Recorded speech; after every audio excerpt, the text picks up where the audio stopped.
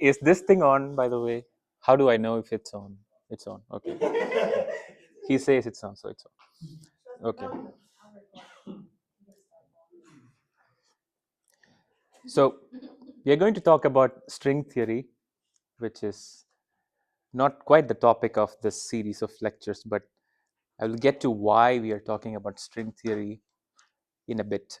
So one thing famous about string theory is that string theory has extra dimensions.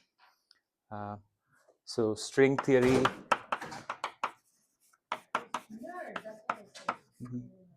has 26 dimensions, but we just see 4. Where are the other 26 minus 4 of them? So if you have watched some PBS video or a Brian Greene video, you have seen him explaining this. The other 22 dimensions are curled up into small circles. If you look at a wire from far away, you only see a line. So that's what we see in the world. We only see 3 familiar space dimension and a time dimension. But if you zoom in, the wire becomes 2-dimensional. There's an extra curled up dimension. And that's the idea of compactification. We will take a dimension and compactify it into a circle. So the Brian Greene idea is basically you have from far away you have this, and you try to zoom in. What you see is something like a tube, which has an extra direction in which you can move it. Now let's try to do this in practice. For that, let's take, for example, the 25th spatial direction and claim that this is like a circle. So x25 plus 2 pi r is the same as x25. This is the idea of compactification. You're just identifying the 25th dimension modulo 2 pi r. And r is the radius of the compact dimension. Okay, let me do beta because that's what I have in my notes. Beta is the radius of the compact dimensions. All right.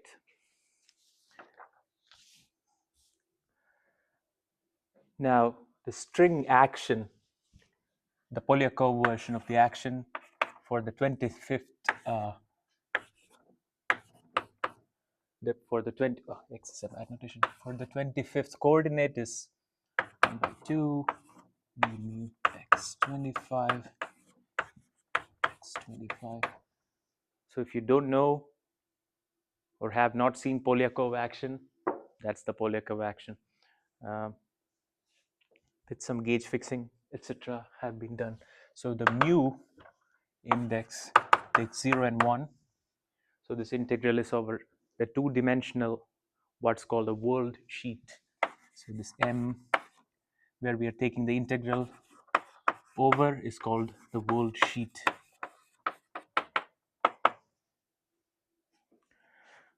Now let's do something to simplify this. So let's define phi as x25 by beta.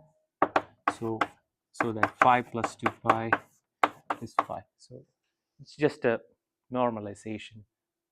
So I have a question. So mu is 0 to 1. Mhm. These numbers are the same as the 25, right? So have we?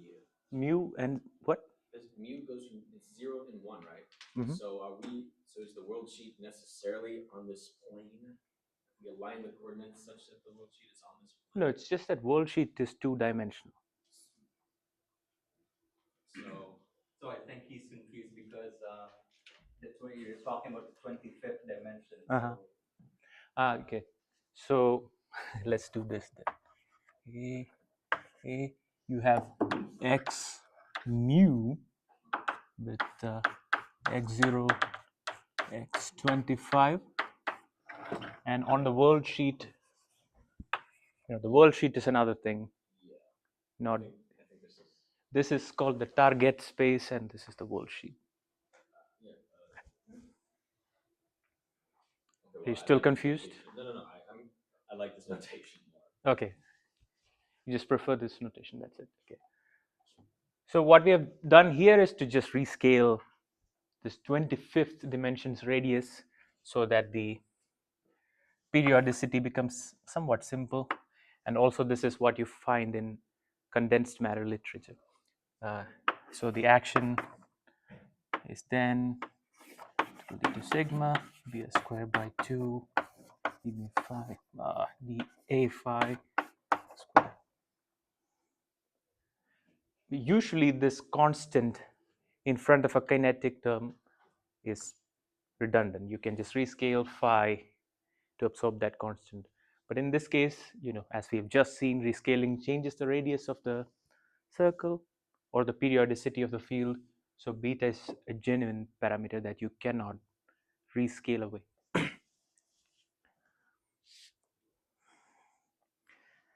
Now, let me comment quickly why we are thinking about string compactification.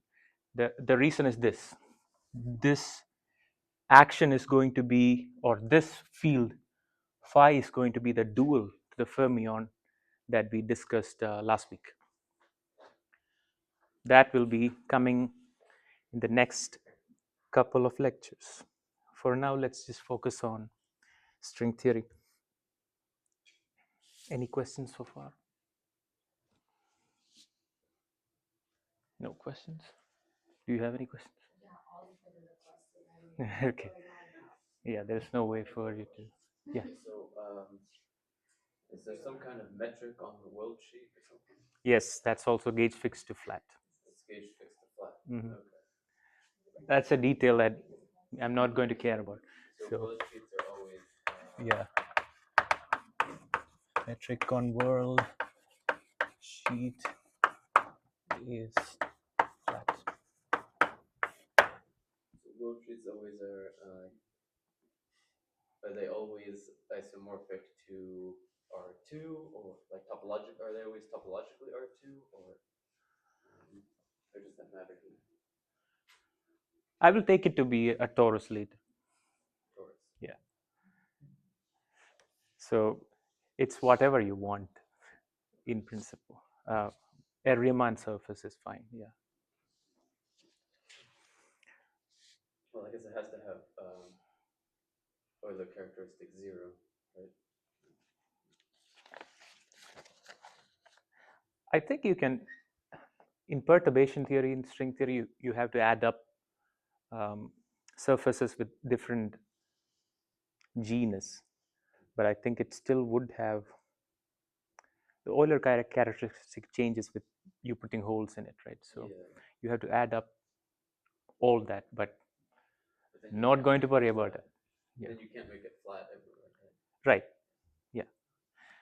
Flat, let's say locally at least. Yeah. So now the claim that we are going to prove is this. So if I compute z of beta, which is, I assume everybody is familiar with path integrals.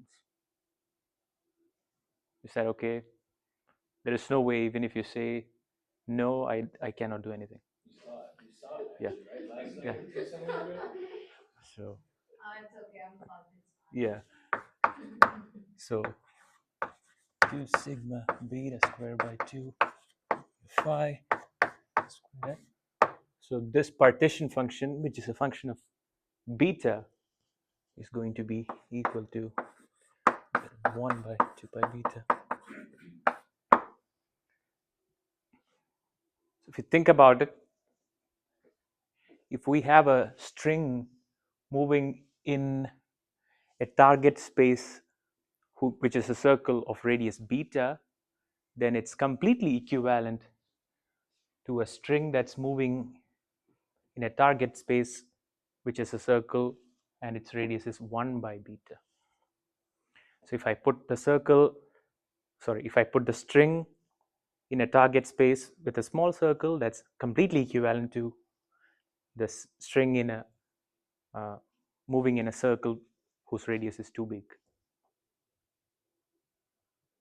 Is that qualitative idea? So this is what we are going to prove.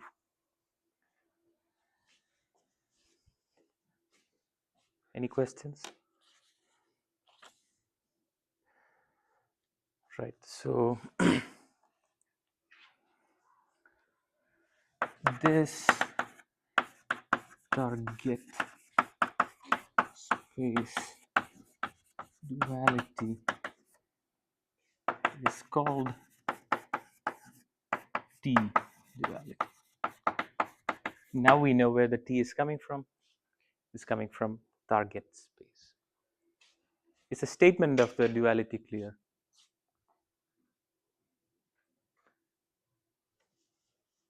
I think. So the idea is the string gets confused if it's moving in a small circle or a big circle. The point is,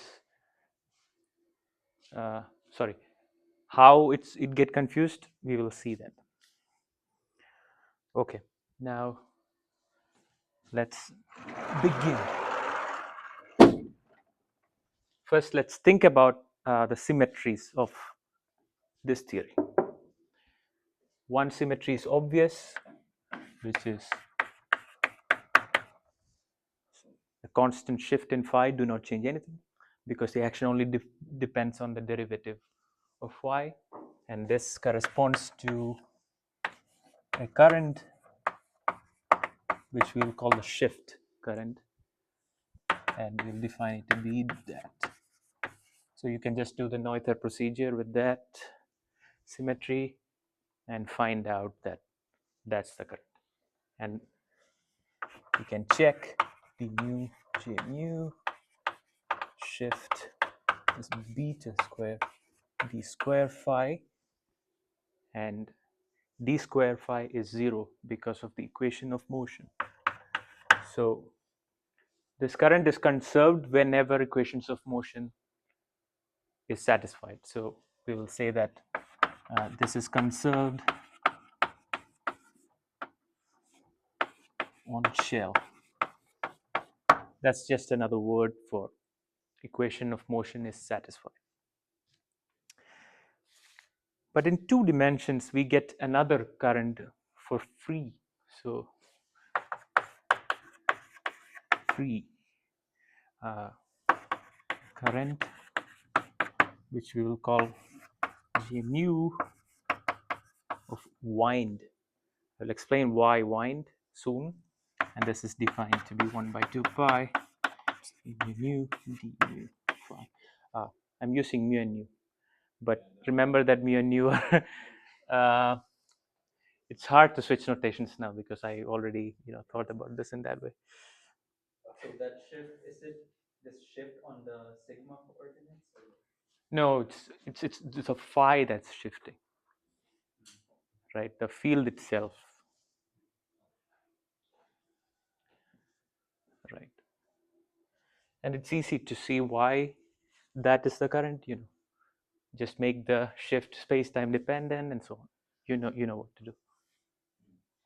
Yeah. So this current is conserved because of epsilon, right? So if I try d mu d mu wind, I will get by 2 pi mu d mu phi epsilon mu nu, and that's 0 because epsilon is antisymmetric and this is symmetric, right? So we're going to derive that, or No, that's you have it for free. If you want a slightly more, yeah, if you want a slightly more, right? So there is no derivation, that's just true. It's called the Bianchi identity. In Bianchi identity 2D. yes, we'll make use of that also later. Yeah. Wait, so actually, I want to go back. So that metric on the world sheet that we're talking about, is that a Riemannian metric or is that like a Lorentzian metric? On the world sheet. Okay, I will keep it for Lorentzian, but Lorentzian, okay. later at stages I will Okay. sleekly switch to Riemannian because I want to make certain qualitative arguments and so on. But let's now keep this as Lorentzian. Okay. Right. I put an I there, right? Yeah. So. Okay. Now to make things more interesting, let's take. Okay, this is going to get confusing. Let's take the world sheet also to be also to have interesting topological properties. So we will take the world sheet to be this, where R is for time is again a real line, and the space, the world sheet space, is a circle of radius R.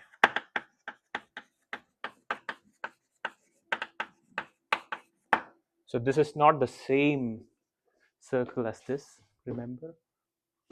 So phi is a function of x and t. Phi itself is periodic, and now I'm saying that x is also periodic. Phi is also periodic, So there are two things that's periodic. Now, let's take an on-shell configuration.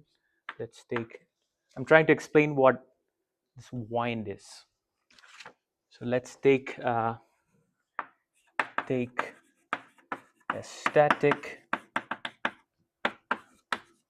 on-shell configuration.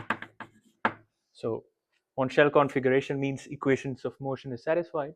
Static means that it doesn't depend on time. So the equation of motion is simply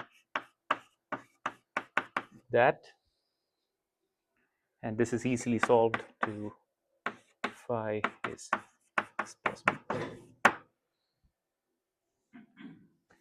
Right? Now let's try to evaluate the charge corresponding to this j wind. So we have q wind equal to integral x from 0 to 2 pi r. That's the circle part. Is 0 wind.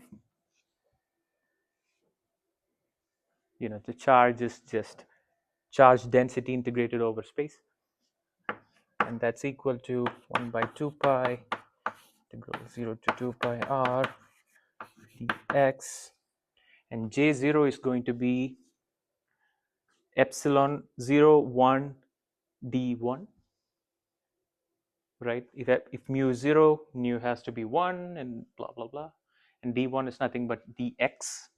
So this is dx phi. What we have is phi at 2 pi r minus phi at 0 by 2 pi, right? So naively it seems like q wind is 0 because we have to identify the field at 2 pi r and 0. But due to this compactness identification or periodicity condition on phi, I can relax the boundary conditions. So naively I would expect that this to be equal to 0 because I will identify field at the same point basically. But now I will relax it to this, right? If phi at 2 pi r is phi of 0 plus 2 pi n, it's practically the same thing because of this identification. Is that clear? No. Right. So usually, 0 and 2 pi are the same point. Why it should be 0. Right. I don't understand why you can say 2 pi r. because I can do that, right? Because 0 and 2 pi are the same. right, because of this identification. Oh, you just use a different term for 0. Yeah, you Oh. can think of it like that. So what that gives me is this equal to n. I have a question on this phi. It's ax plus b, but this is Mhm. doesn't seem to me like it respects this. Oh, I have to shift phi, not x. Right, I apologize. Sorry. You can shift x too. That's what we are doing right now, right? Okay. Right. So what we end up is phi is nothing but n by r x plus b. So this phi is not single valued in that sense, but that's okay because the non-single valuedness is up to 2 pi, and phi is only defined modulo 2 pi. So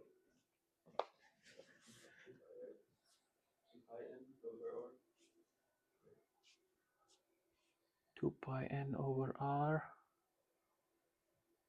No, if I put 2 pi r here, r's cancel, 2 pi n minus 0 is 2 pi n, right? So that's right.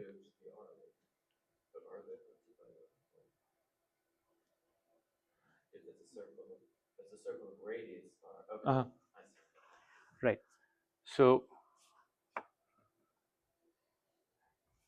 n is how many times phi winds around the spatial circle, right? If I have this is S1 R, which is the space in our problem, and what phi does is, it may wind around twice. So I will have n equal to 2, for example. And that's the reason why we called it the wind current, because the charge corresponding to the current counts how many times our field phi winds around space. And winding is quantized in the sense that winding is always an integer not because of quantum mechanics, because of topological reasons. Right? Is anything confusing so far?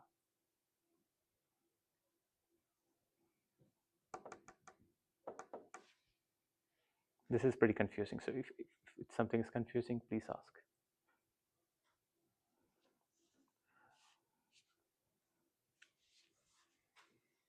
Okay, I'll assume that it's not confusing, or I've lost you completely.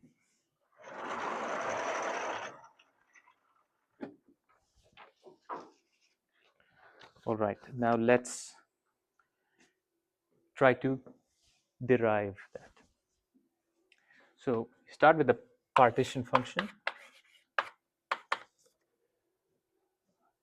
and that's d phi exponential I d2 sigma d squared by 2 d mu phi square. That's just the partition function. So I have to say that the coming steps are really confusing to me, and I don't think I've understood it properly. But I will try to explain whatever I've understood, and maybe after this I will understand it better. So this is the first argument. So we notice that phi do not appear in the action. Only d phi appears, right? Only d phi in the action. So why not integrate over d phi? After all, phi is not even single valued. D phi is single valued because the constant part is gone in d phi. So one might think that, z beta, I don't know why one might think this way, but this is how this guy called Busher derived it.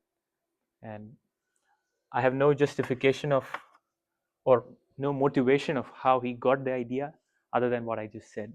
So let's imagine that we are integrating over d phi, or let's call let a mu equal to d mu phi. Then I will integrate over a mu exponential I integral d2 sigma beta square by 2 a mu a mu. So I've put a question mark here because are we sure that this is equal to that? What do you guys think? What is in? Okay. A mu is just d mu. Well, it can't be. It's probably equal up to some infinite constant. Right, that's always the case with path integrals, but infinity is we'll just drop it. But let me make an analogy, then maybe it will be even more clear. So in electromagnetism, if you're trying to compute a path integral, then okay, let's me try to avoid same notation. We'll integrate over vector potential e to the I s electromagnetism. What I'm trying to do is to say that, okay, why not integral d over electric field and magnetic field e to the I s e n. Are these equal?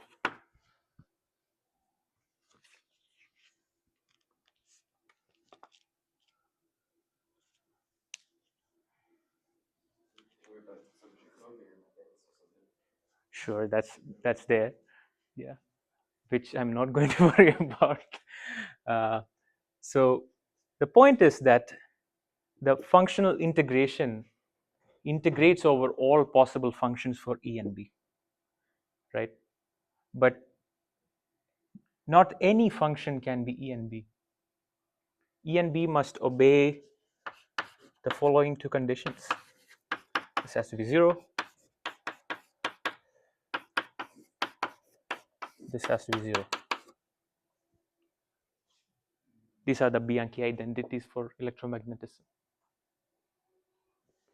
Here, in other words, I want to ensure, wait a minute, I want to ensure that d mu, d nu phi, epsilon mu is 0. When I write it like that, it seems like it's trivially true, but write it like this, a nu, and I'm choosing a nu to be any function while I'm doing this functional integration. I have to ensure that this is satisfied. That's the equivalent of making sure the Bianchi identity is satisfied, right?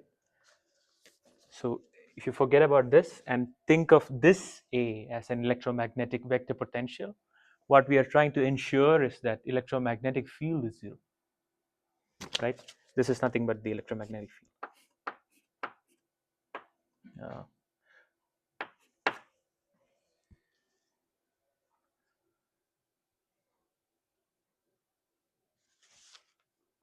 I'm sorry for you. I appreciate it. It's also gonna ruin YouTube. No, nobody's going to put it on YouTube, I think. So I don't know. Okay, so this is not quite true. We have to ensure that Bianchi identity, which is what this is called, Bianchi identity.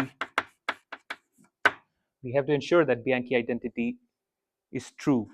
So we could just put it in as a constraint, as I was talking to you earlier. So I'm going to try this z beta, this integral dA, and I want to ensure that f is 0. So delta of f, this is a functional delta, infinite dimensional delta function, exponential I 2 sigma into square by 2 a mu a mu.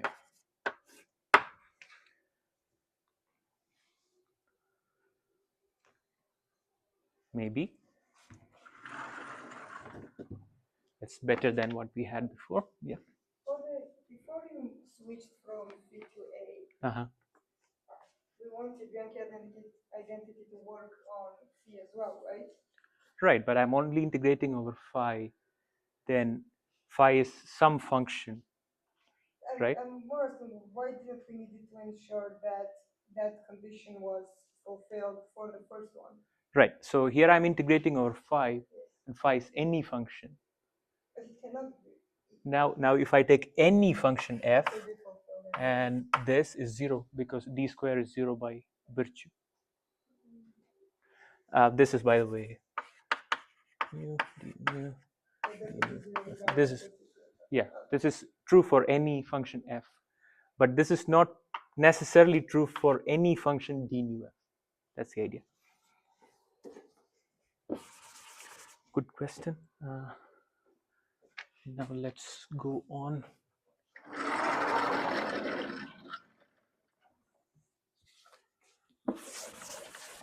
Oh man, this dust is bad. Hmm? Yeah, but I thought I would, keep everything up to the point and so on. Doesn't have to, but yeah, why not? So this delta function is slightly, well, we'll just make it a bit better by writing a delta function as another functional integral. It's just like delta x is dk to the ikx, something like that, factors of 2 pi, etc. Just like that, we will write delta f as integral over some other field phi tilde exponential minus I by 2 pi. All these 2 pi's will be convention d2 sigma phi tilde epsilon mu nu d mu a. This is just like that. As with everything in functional integration, this is up to infinities and so on.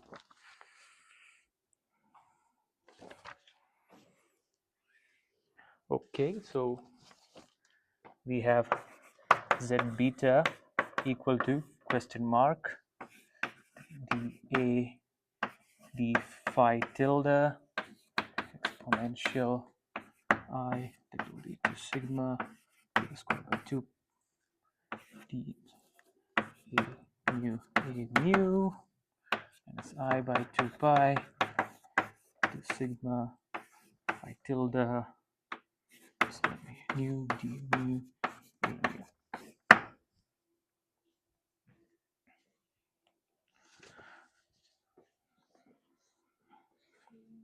Okay, now let's bring back the analogy that this A is like a vector potential.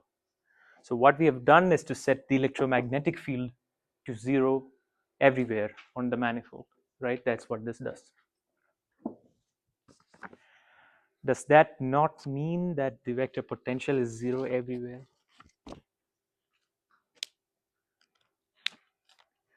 Well, the answer is no.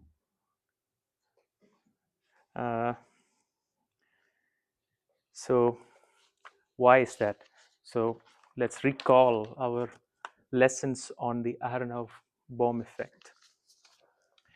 So if we had some magnetic field over here, but outside here we have 0 magnetic field, that doesn't mean that the vector potential outside is 0.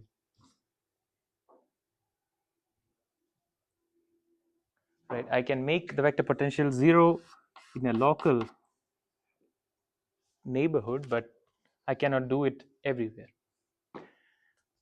And it comes up as the Aharonov-Bohm phase that if I send a particle from here and make it complete a loop, then it picks up a phase. And the phase is Aharonov Bohm phase. It's e to the I, the integral over this line element of the vector potential. In fact,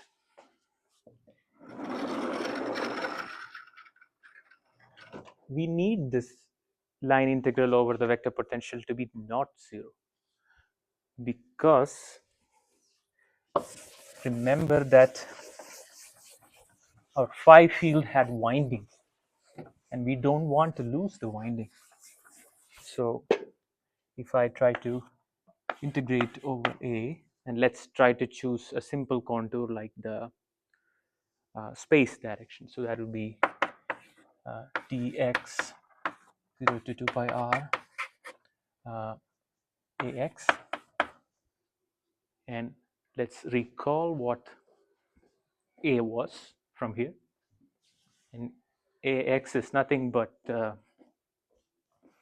dx of phi, and this we don't want it to be 0, we want it to be where is it, we want it to be 2 pi times an integer, right? We want it to be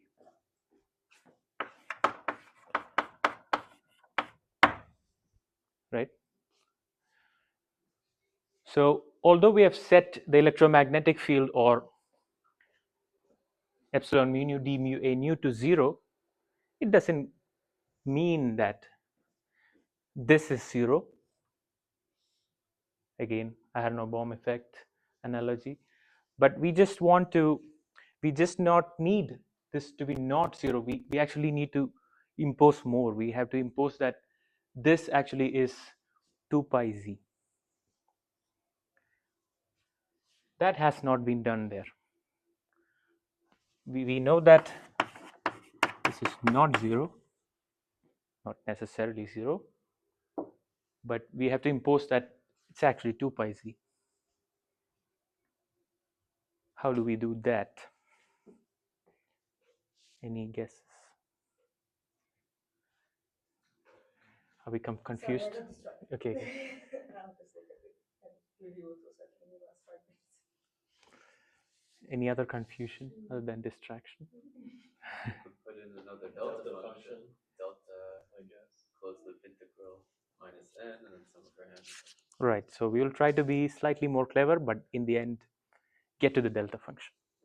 And that's what we are going to do now. Any other guesses?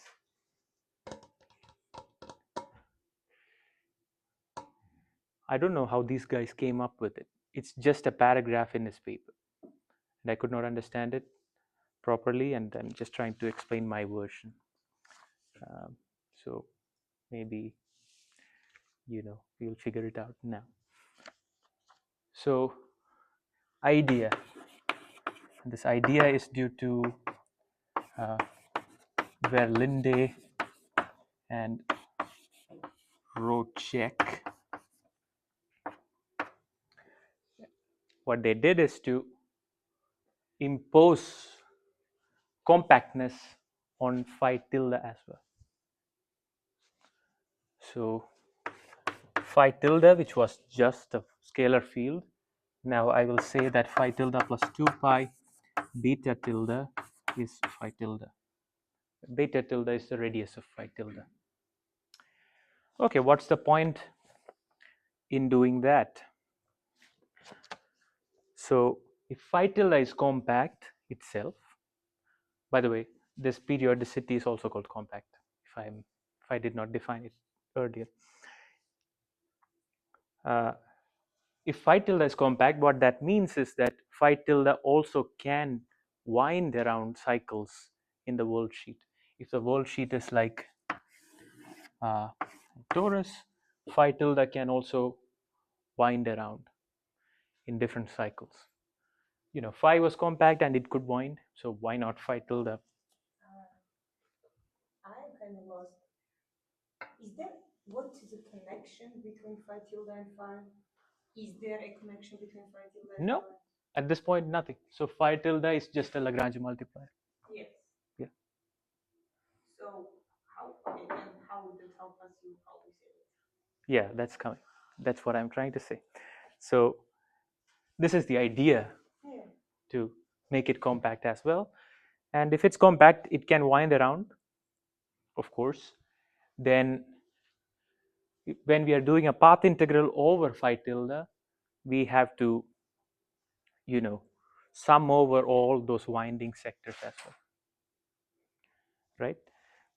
So let's imagine that phi tilde has a winding. So what that means is that if I take a closed contour integral over some curve gamma of d phi tilde, which I will just write d phi tilde. So if you don't understand this notation, just think of it as schematic, but it turns out that the schematic is actually the more precise notation. So just like here, integrating over a circle of d phi, we are integrating over a curve gamma of d phi tilde, and this has to be what? This has to be, 2 pi sum m gamma times beta tilde, just like here. The difference between these two, I can impose it to be 2 pi n beta tilde, because phi tilde is only defined modulo 2 pi beta tilde, and m gamma has to be an integer, right? And now comes a confusing thing that I have. The confusion I will explain later, but let me just go through this. For our particular example, I'm going to change the world sheet a little bit. I'm going to put the theory in finite temperature. What that means is to change time. Also, I'm going to now switch to Euclidean. Change time to be also a circle of radius 1 by temperature. So the world sheet now I change it to 1 by T cross R. So this is what you do to put the theory in finite temperature. So what that means is that the world sheet now is a torus with one radius. Radius along this way is, let's say, R, and the radius along this way is 1 by T. So I have two cycles around my world sheet. That means is that I have two types of windings. So I have 0 to 2 pi R dx dx phi tilde is 2 pi m along the x direction beta tilde. The sub x just means winding number in the x direction, and I have d tau 0 to 1 by t dt phi tilde is 2 pi m time beta tilde. These are the two windings I have for the finite temperature version of our string theory. All right. How does that help at all, as Diana was asking? So, as I said before, since phi tilde has winding sectors, we have to, what I mean by winding sectors is that, it can wind. That's it. It can have solutions like that. So the path integral, when we do the path integral over d phi tilde, we have to make sure that we also sum over these winding sectors or winding numbers. So in the path integral, we have d phi tilde. I'm just writing the phi tilde part, e to the I by 2 pi, and I'm going to just integrate by parts here, 2 sigma e mu phi tilde epsilon mu nu a nu, right? And this bit contains, okay, let me just write it like this, 2 sigma mu phi tilde mu a nu. This contains, this symbol just means this contains whatever follows. This contains, of course, dx phi tilde d tau a tau, right, where a is x independent and phi is tau independent. It has that, plus the other way around, d tau phi tilde dx ax. And we just wrote down what these bits are over here.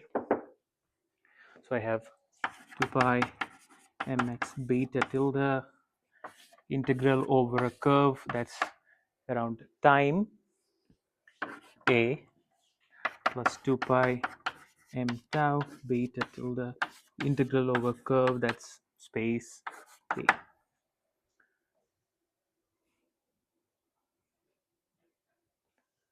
Now, this path integral also contains sum over all these winding numbers, right? Because winding number can be any integer. And I have to take into account all possible windings. So in the path integral,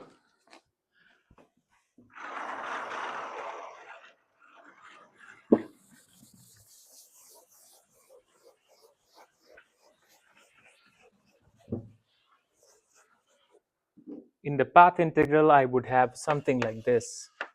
For example, m tau e to the uh, e to the that, e to the I by 2 pi, and the 2 pi's cancel, I m tau beta tilde integral o gamma x a. The path integral contains this. You see, this is a lot of hand waving, and that's because it's a partial understanding. So, and we know how to evaluate this, right? M element of z. This is given by 2 pi sum over k element of z. Okay, I have to look it up. Delta function of k gamma x minus 2 pi k by beta tilde. This is the standard formula. So remember what our goal was. We wanted to ensure this condition. But that's almost there. We just have to set beta tilde to be 1. And that's it. That will enforce a condition that A integrated over space-like curve gives you 2 pi k. Or in other words, a mathematician would say that, mathematician would call this a trivial holonomy. Just want to ensure that the holonomies are trivial. For that, all we have to do is to make the dual field compact with radius 1. Is that confusing? I mean, it's confusing, definitely. But any questions? Sorry, can you repeat that last sentence? Right. So to make the holonomy trivial, which means that integral over a cycle of gauge potential is 2 pi times an integer, all I have to do is to make the dual field phi tilde also compact with radius beta tilde equal to 1. That imposes this trivial holonomy condition, which means that it's called trivial because the particle do not pick up any phase. It's e to the I 2 pi n, which is 1.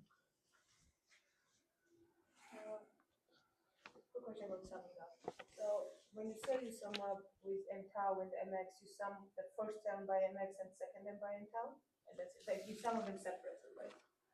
Yeah, so if some of them separates, you'll get an infinity and doesn't Yeah, matter. it's something like that. We get to the percentage. Yep. Modulo infinities. Everything about path integrals is true modulo infinities. So we have You only do your path integration on phi tilde on those regions. no, all regions. All I'm just saying that this path integral, where is it? I lost it. I'm just saying that the path integral contains this as well. This is contained here. It's also there. I have to do other regions as well. right. But this region itself gives me the required condition. Yeah, I'm saying on that region only you have that condition. Right.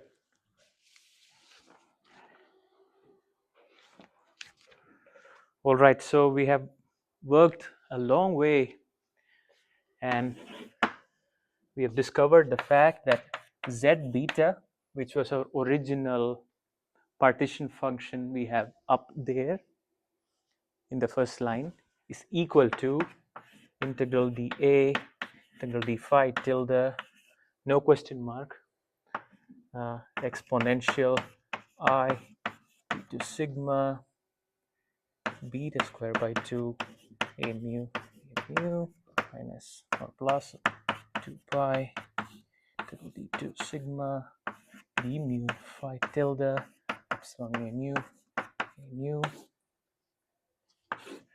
where phi tilde plus 2 pi is identified to phi tilde. If we enforce this, we did not lose winding, we did not lose Bianchi identities or anything.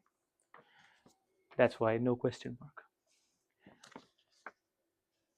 Now we do the classic trick of all time. We will switch the order of integration. We will first integrate over A. So, okay, this is easy. So I'm going to just skip. You can solve for the equation of motion of A and plug it back in because it's quadratic. The Gaussian approximation is exact. And sorry, so you do integration over A, integration over phi tilde is left, and what you would get is 1 by 2, 1 by 2 pi beta square d mu phi tilde square. But of course, phi tilde is a dummy variable. Sorry, I got a little lost before that. So we got that. I get it after summation. Like, where we used what we did in the last 10 minutes to get from question mark to no question mark. Right. So before we did not knew this condition. We only knew that integral of A around a closed loop is not 0. That's all we knew. Yes. But we wanted to ensure that this is equal to 2 pi times an integer. Yeah. To ensure that, we have to put phi tilde to be a compact Yes. field. Once we do that, we have to be equal. We did not lose winding.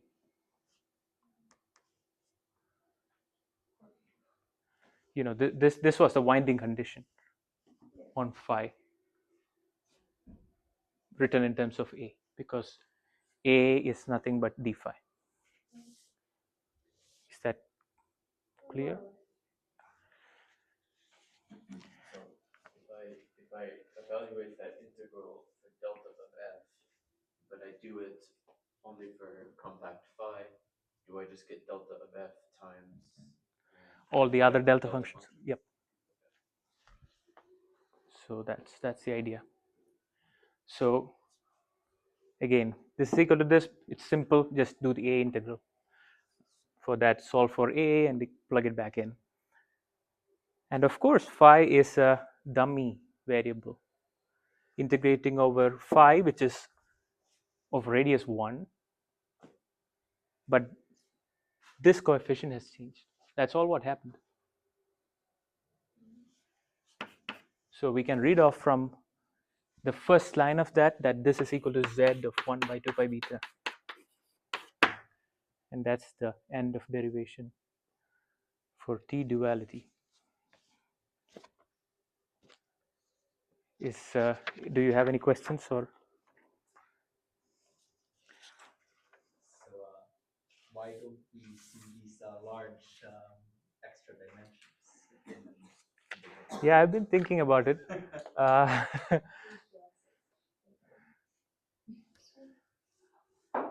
yeah, I've been thinking about it, and I don't know if this T-duality just beats compactification to a circle. I'm not really sure. People talk about compactifying to this Calabi-Yau manifolds, right? So is this why people abandoned this idea? I have no idea.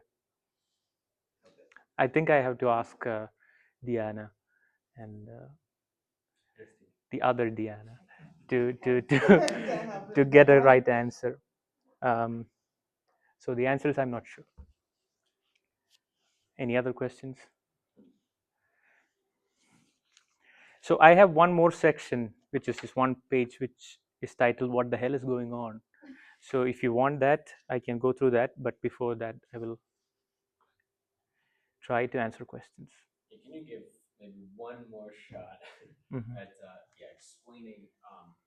So this final line, Right. sum over the winding numbers and then something something.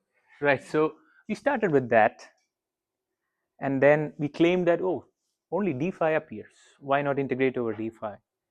But that is immediately, well, to really smart people, it's immediately not the same as that, because not all d phi counts as d phi, because you need to ensure d of that function is 0, which is the Bianchi identity.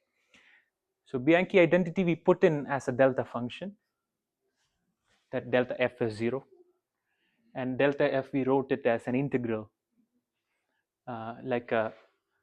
then phi tilde is just a Lagrange multiplier that enforces f equal to 0. But of course, f equal to 0 do not mean that integration of the vector potential around the closed loop is 0. We remember Aharonov-Bohm effect and so on. So f equal to 0 f equal to 0 allows us to have this to be true, but that's not enough.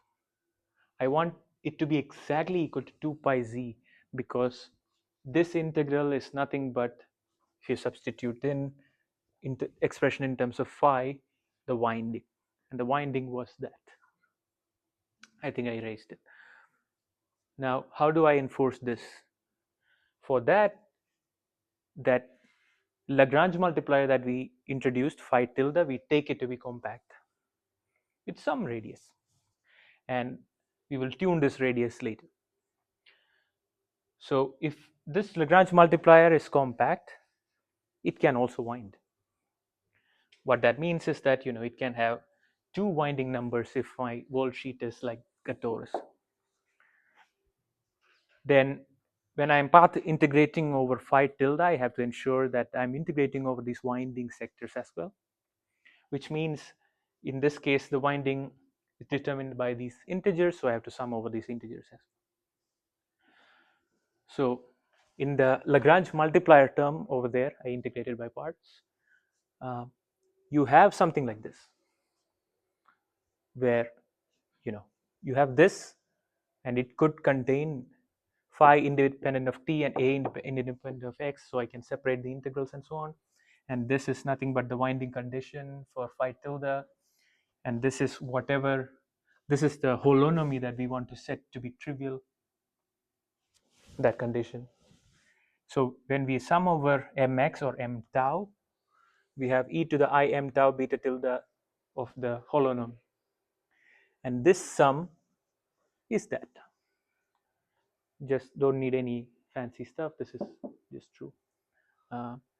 And so when we do this path integral over phi tilde, along with that delta f equal to 0, so along with that delta f, we also get this delta function multiplying that.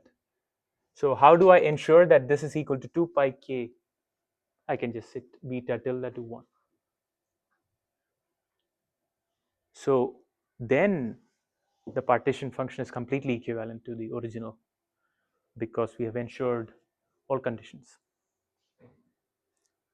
where phi tilde is there and so on. Question. Mhm. Why did we introduce beta tilde? Beta tilde? Yeah, why didn't just set it up to the one to begin with? Yeah, because I did not know, right? Because I did not know if what if this was 23 or something. Okay, but Well, 23 is at this bad. point, Yeah. since if we knew the results never was needed, Yeah. it could have been one to begin Correct. with, right? So, if I did in the beginning, remember I had x25 is plus 2 pi beta is x25. In that case, I would need x tilde 25 plus 2 pi 1 by beta or something.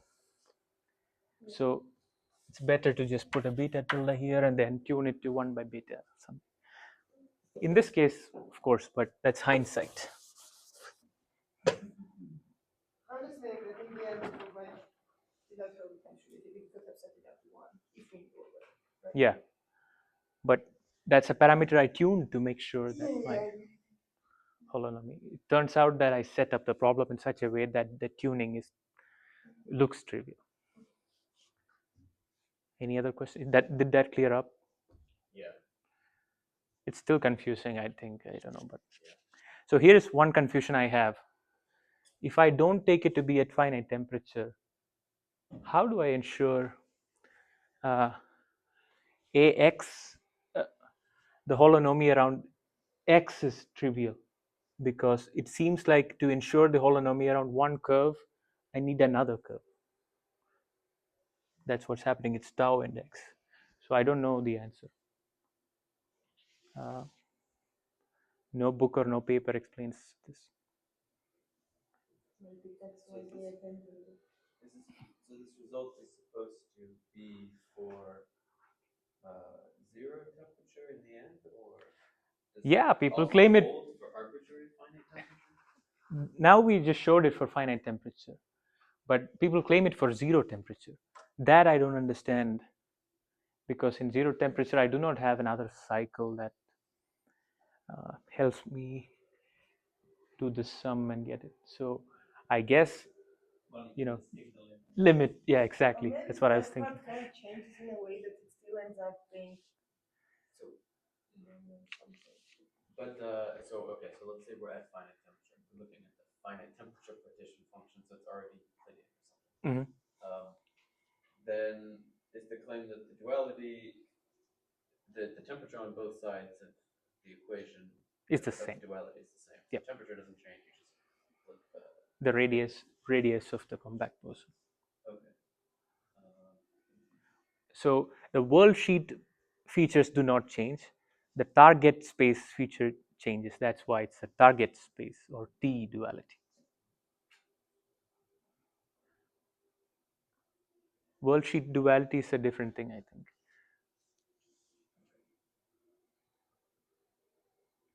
Other questions? So what is Calabi-Yau? No idea. I think a torus is a Calabi-Yau manifold, for example. But I don't know the exact definition. Well, you did this for X25. Do you just do this for the rest of them? Yes, sure. Exactly.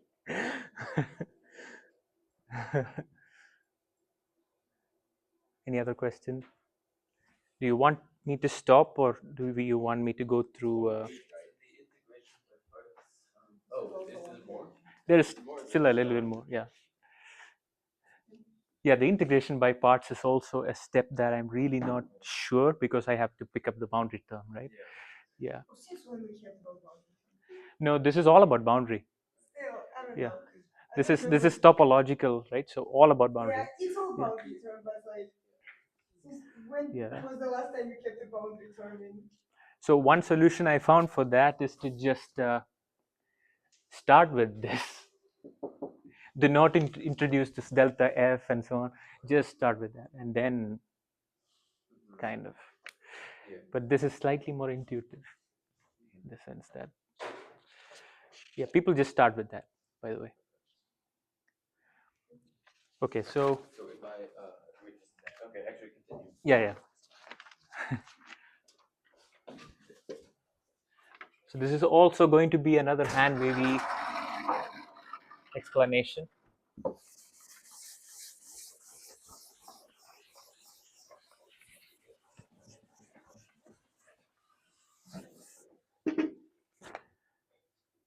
So if I take phi and its equation of motion is that,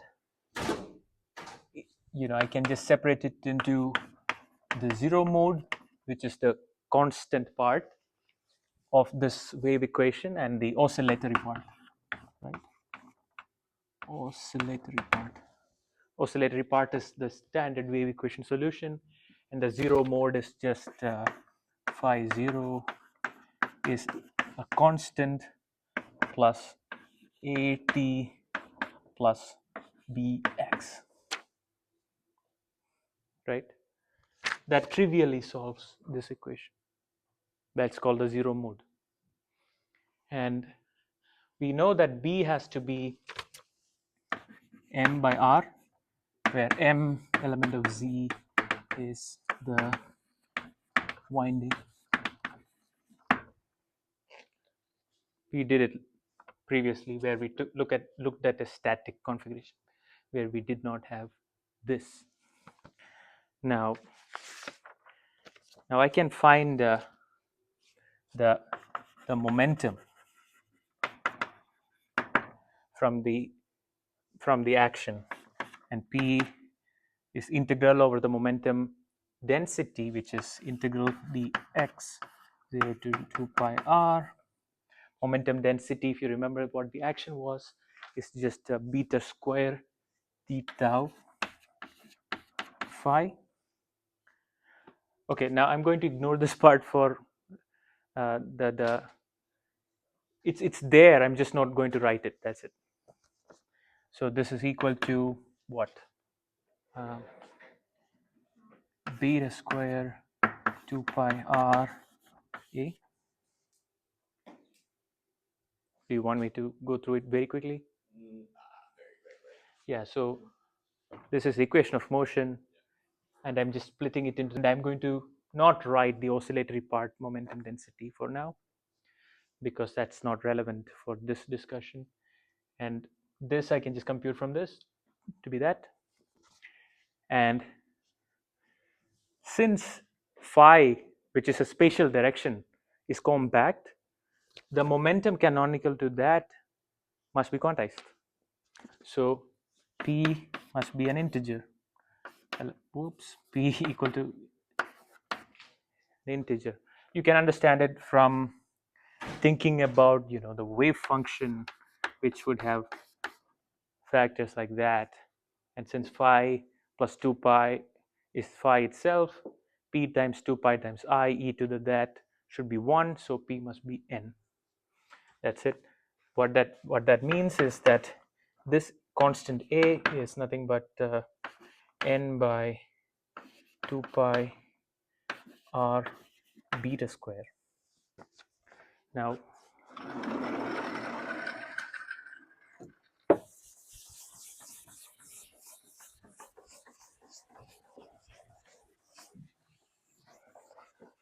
we can also find the energy, the Hamiltonian, in the ways that we know, integrating over the energy density dx. There is the expression half phi dot square beta square plus beta square prime square. You get it from that Lagrangian.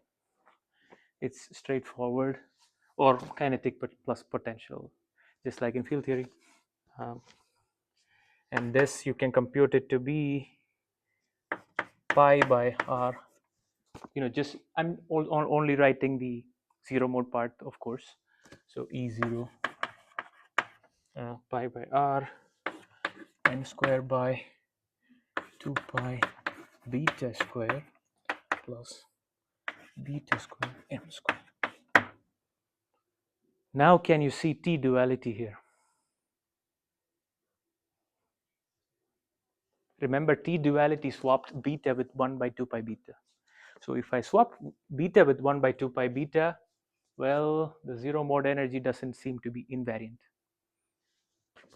However, if I swap beta with 1 by 2 pi beta and m with n,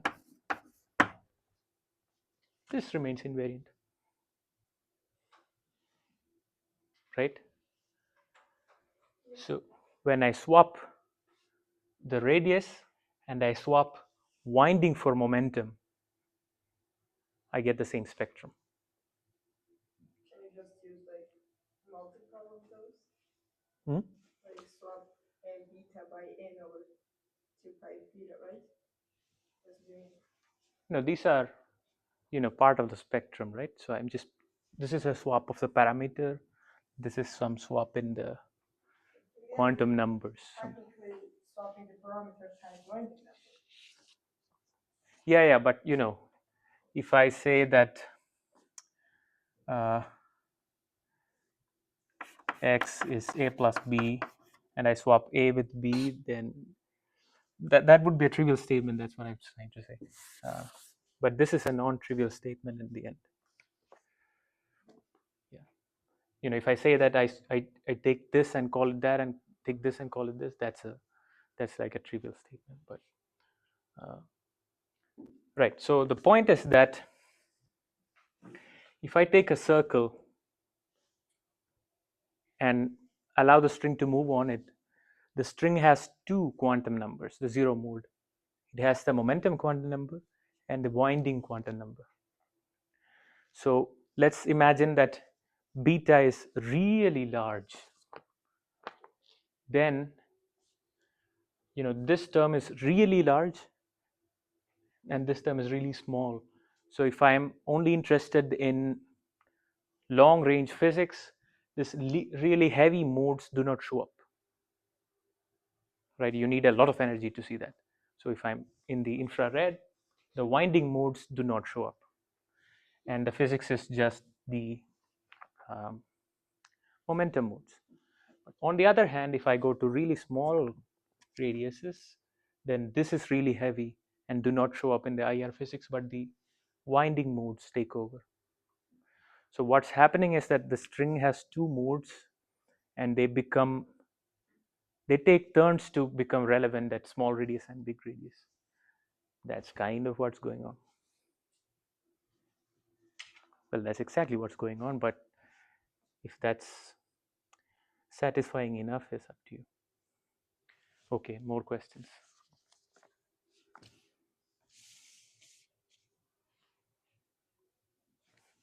So when we prove this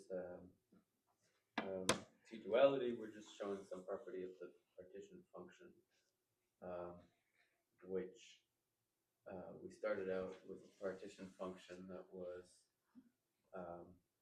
Feynman-like with a Lorentzian metric, and then we switched to Euclidean sort of statistical mechanics-like, but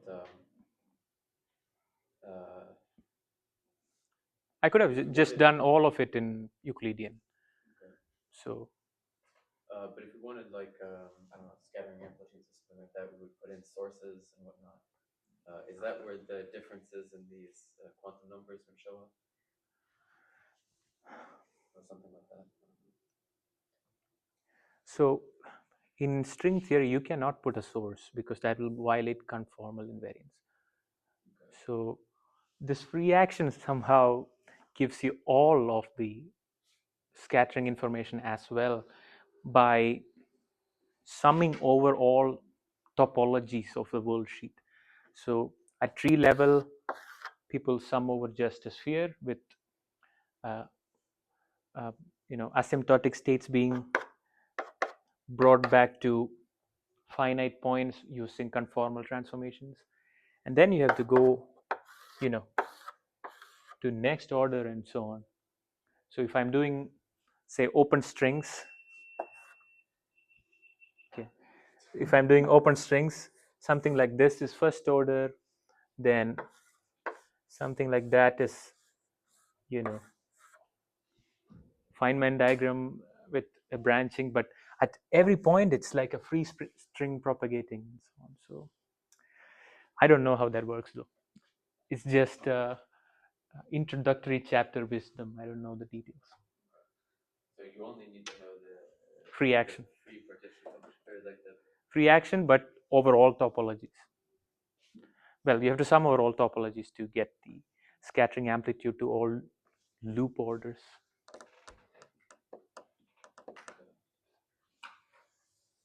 Any other question?